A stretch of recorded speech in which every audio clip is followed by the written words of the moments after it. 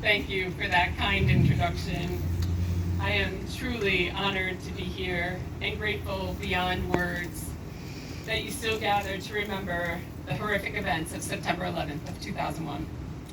As the years pass, memories sometimes fade, and because there has not been another attack of this kind on the homeland, complacency can set in.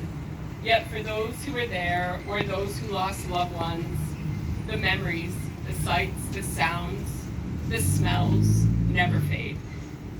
I have been asked on a few occasions for interviews about that day, and in one I recently watched, the reporter said I told the story with tears in my eyes. That is true. Even after all these years, it remains hard not to, perhaps due in small part to my Irish roots. We tend to wear our emotions for all to see. But I also think it is the magnitude of the experience, those minutes, those hours, those days, those months, were marked by sustained intensity that was profound and life-changing in so many ways. As my predecessor just said, many say never forget, but sometimes I wonder if some have. While I think we have not forgotten those who were killed, they lived on in stones around the reflecting pools of 9/11 and in their families and friends, I do think some have forgotten the rest of the story. Those acts of courage, those feelings of patriotism, and the coming together as one nation to overcome tragedy and move forward. I fully appreciate the magnitude of all that confronts us today and consumes us. Inflation and rising interest rates, a lingering global pandemic, an end to the war in Afghanistan and how it was managed, and the resulting moral injury for our veterans, the war in Ukraine, a deeply divided country, and unprecedented natural disasters, to name a few. Individually, each is compelling, critical, and sometimes life-threatening. Collectively, almost overwhelming. Yet we should not let them stand in the way of pausing tomorrow, this important anniversary, and to remember those we lost and continue to lose, and those extraordinary acts of bravery and selfless service, and those feelings of patriotism. So again, my thanks to all of you for being here today, to the Bonita Springs Fire Department, and in particular to Steve and Yvonne Slacka and my very good friend Vanessa Marquette, who are the reason for me being here today.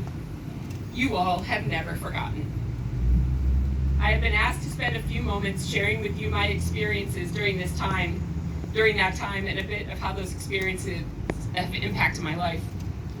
There are a few more notable events in our history than the terrorist attacks of September 11th, 2001. Now, 22 years later, most who were old enough can remember where they were when they heard the horrific news. Almost 3,000 were killed that day at the World Trade Center, the Pentagon, and in Shanksville, Pennsylvania. Among those lost in New York City were 23 NYPD police officers, 37 Port Authority police officers, and unimaginably 343 firefighters from the fire department of the city of New York. And there have been more than 2,000 deaths since then attributed to 9/11 illnesses.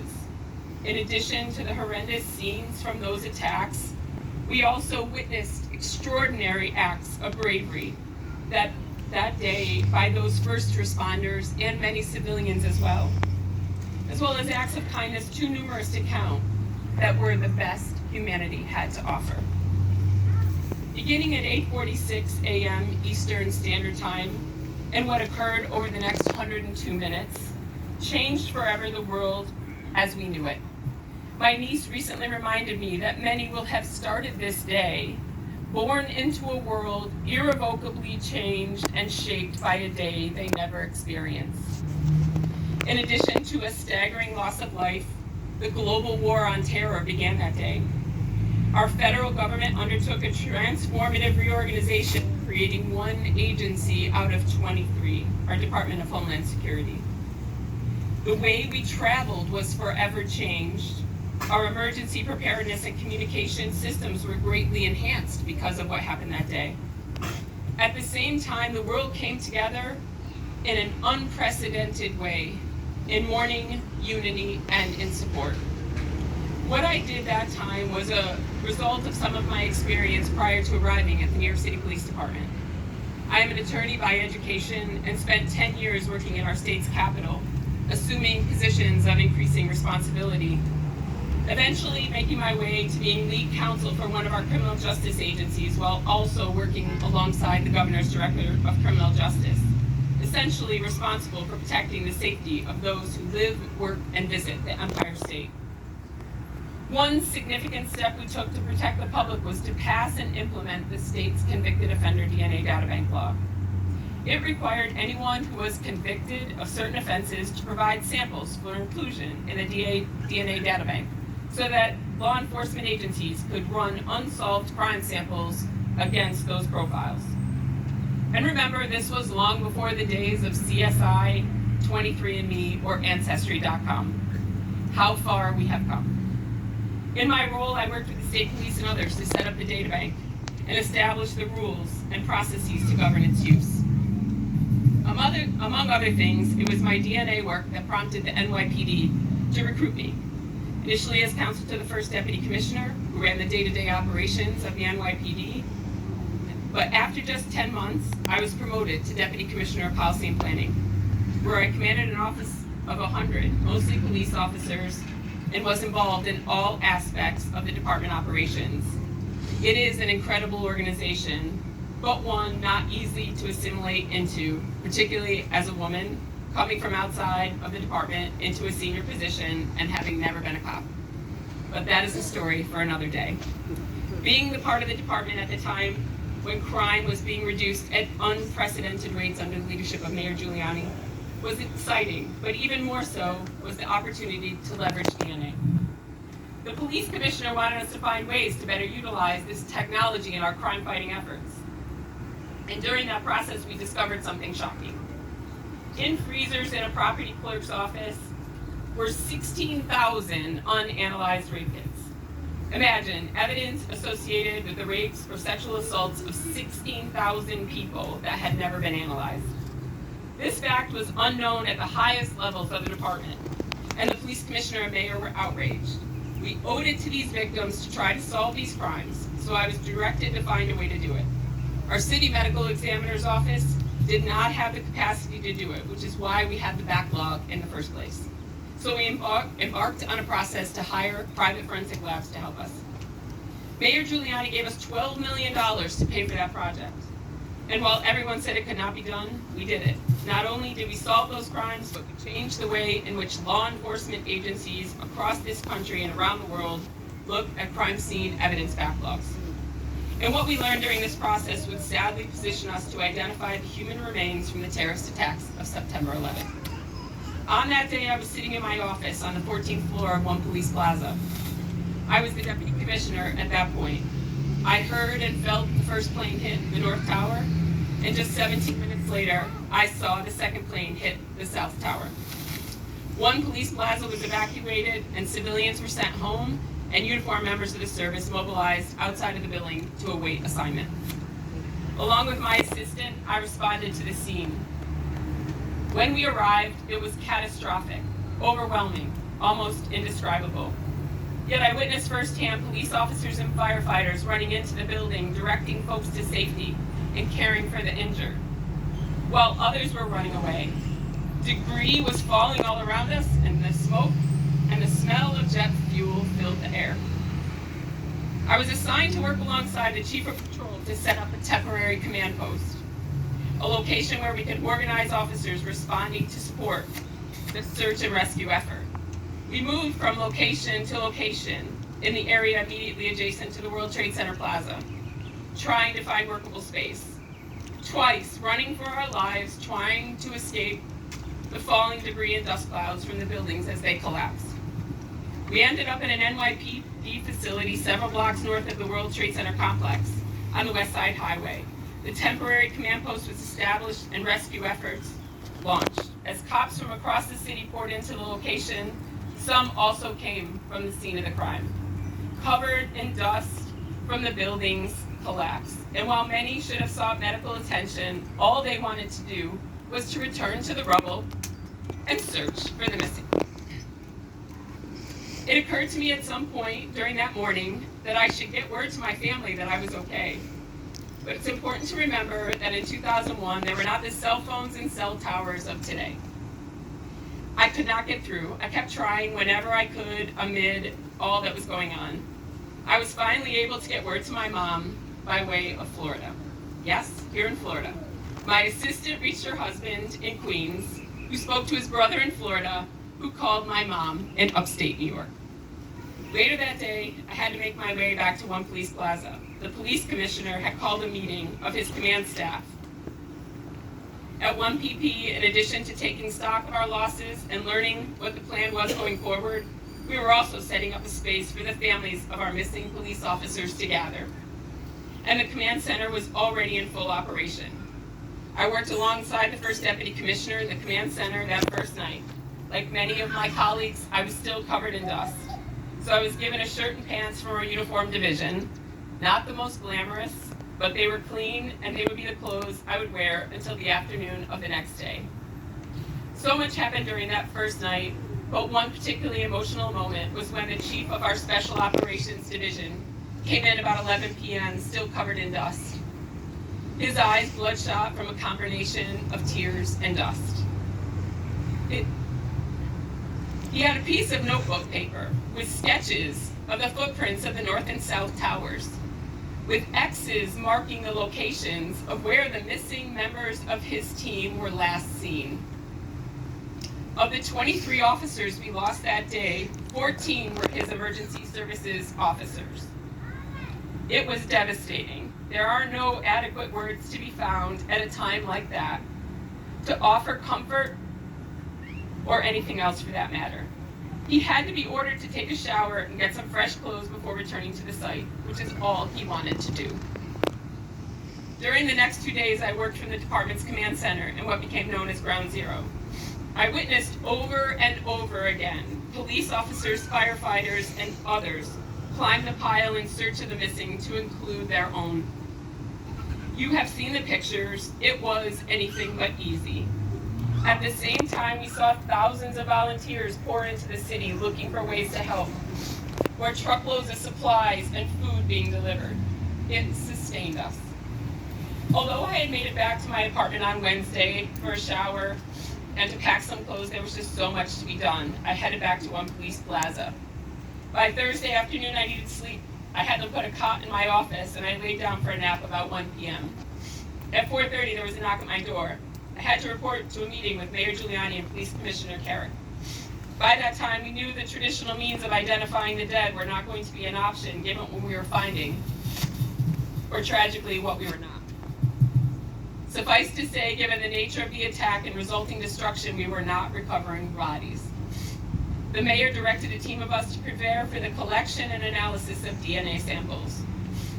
Reference samples from the missing, from their toothbrushes, baseball caps, t-shirts, or socks, or samples from immediate family members, so that those DNA profiles could be matched against the remains recovered from Ground Zero. Without question, truly the most challenging work I have ever done. Collecting such personal items from grieving and often angry family members, and then having to make more trips than I care to count to the morgue, to meet the mayor, the police commissioner, and the fire commissioner when the remains of our fallen police officers and firefighters were recovered and identified. Yet again, though I had a front row seat to extraordinary acts of bravery, grace, and compassion, I witnessed department researchers and policy analysts become proficient in evidence collection and preservation methods. I saw police officers, typically used to patrolling our streets and making arrests, consoling the family members of the missing as they collected the most personal of items. And I saw the first responder community and others come together to establish an incredible family assistance center up here in the West Side Highway of Manhattan, a place that often comforted and consoled to the family members of the missing, even when they too were suffering. The work done by my NYPD colleagues, the New York City Medical Examiner's Office, and others to identify those who were killed was unprecedented, and it continues today. In fact, just this weekend, 2 more victims were identified. as the Office of the Chief Medical Examiner continues to reanalyze those samples. More than 22,000 pieces of remains were collected. That means 60% of the victims have been identified, but that means 40% of those families have yet to be reunited with the remains of their loved ones. Painstaking work, but so necessary. Someone said to me when we were in the midst of this effort, never did I think giving someone so little could mean so much. That sentiment was reinforced by a mom who was quoted in a news story. She said, if there is the tiniest little morsel of my son, yes, I want him back. He belongs to me. The work that was done to identify the remains from 9/11 was a game changer for how this country and the world dealt with mass fatalities. And sadly, just 2 months later, we would prove this to be true. On November 12, 2001, American Airlines Flight 587 was flying from JFK to Santo Domingo. Shortly after takeoff, it crashed in the Rockaways in Queens. 260 on the plane and 5 on the ground were killed. We responded to that location. And as the bodies were removed from the plane, we knew once again that traditional means of identification were going to be a challenge. To this day, I regret my reply to the mayor and the police commissioner when asked about what we should do. I replied, no problem, boss, we got this. It's only 260 people. Sounds horrible, right? But it was where we found ourselves at the time. As I realized what I said, I teared up, but the mayor and the police commissioner understood my point. Unlike 9/11, we knew who the missing were. We had a manifest. We could locate family. It would be much easier to manage these identifications, and it was. We set up another family assistance center. We immediately began the collection process. I sent a team of folks to the Dominican Republic to collect samples from family members there. And in a few months, we had all of the victims from the crash identified. Had it not been for 9/11, that would have been the city's largest loss of life in a single incident. With mass fatalities comes funerals. From September 11th to the end of February, as the remains of the fallen were recovered and identified, I attended almost 30 funerals. One day there were 3. For the Catholics here, you might appreciate this. As we left the first funeral at St. Patrick's Cathedral and made our way to the second, we realized it too was a Catholic Mass, as would the third be. I remember calling my family's priest and asking if we could receive communion at all 3 Masses. He said under the circumstances, he was sure God would give us a wee bit of grace. The experience of 9/11 created an unbreakable bond with the men and women I worked alongside. While COVID interrupted the tradition, we usually got together every year on the 11th to reconnect and remember. And as in every year since, starting early this morning, the phone rang and the text messages came from those men and women who did so much that day and the days that followed. As you can imagine, it has had a profound impact on my life. With the little I've shared from you this morning, today, I think you can appreciate it is that its impact and influences have been significant. In some ways, it's hard to put into words. Most obviously, living through an experience like this changes how you look at life. It would be unusual if it did not. It reaffirmed my faith. I remain grateful to this day, not just because I survived, but because I was able to be a part of something that helped so many. You try not to take things for granted or sweat the small stuff. And when I do start to sweat the small stuff, remembering it brings much needed perspective. Another way it has impacted my life, it did lead me to meeting the man who would become my husband. In 2002, I left the NYPD.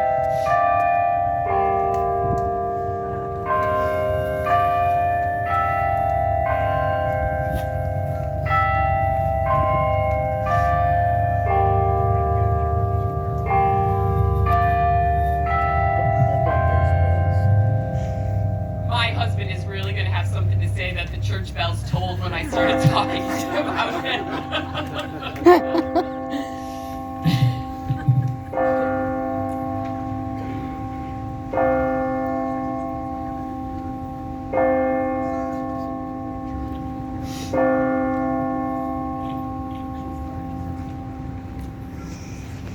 In 2002, I left the NYPD and started a new job. yet I needed some time away just to get a break from the city that still was recovering a year later.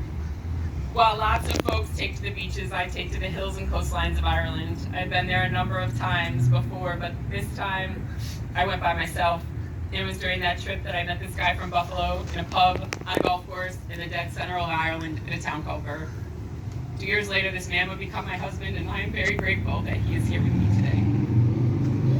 And finally, it is the work I do today, and I've done for the last 12 years, that has been influenced by my experience during that time. As many of you know, so many enlisted in the military because of what happened on 9/11. And when I was given the opportunity to give back to those who volunteered to protect and defend this country from enemies, foreign and domestic, to assist veterans and their families, I jumped at it. And it has been a gift, and it has been a focus of my life to help position them and their families for success after service. Our military and the Department of Defense do an incredible job training recruits upon enlistment in the service. They spend months in boot camp learning to function as a team, to do all the things you need to learn to be a good soldier, sailor, Marine, airman, Coast Guardsman, or Guardian. All of those things that make our military second to none. Yet when it's time to transition back into the civilian world, these same people who have served and sacrificed so much are given just 2 weeks in a transition assistance program and then discharged from service. Some are able to navigate that transition without much issue, others need more. And we have a moral obligation to ensure that. It was Theodore Roosevelt who said, "A man who is good enough to shed blood for his country is good enough to be given a square deal afterwards. More than that, no man is entitled, and less than that, no man shall have." And George Washington said, "The willingness with which our young people are likely to serve in any war, no matter how justified, shall be directly proportional to how they perceive the veterans of earlier wars were treated and appreciated by their nation." So if we want to provide that square deal and preserve the all-volunteer force, we must offer programs and services for our transitioning service members, veterans, and their families, for it is a family that serves. I am grateful for the opportunity that I have at Syracuse University and the Daniello Institute for Veterans and Military Families to make it the best place for veterans and to ensure that they and their families thrive post-service. Inevitably, my conversations with post 9/11 veterans, the topic of the terrorist attacks of 9/11 come up. And when I share my experience, they thank me for what I did that day. I will admit, appreciation is hard for me to accept. When I went to the NYPD, responding to a terrorist attack was not something I signed up for. Yet when that veteran enlisted in the military post 9/11, they knew they were going to war. They knew they were going to put themselves in harm's way. That's different than what I did. That is why we have that moral obligation to do our part. Those who have worn the uniform of our nation have already done theirs.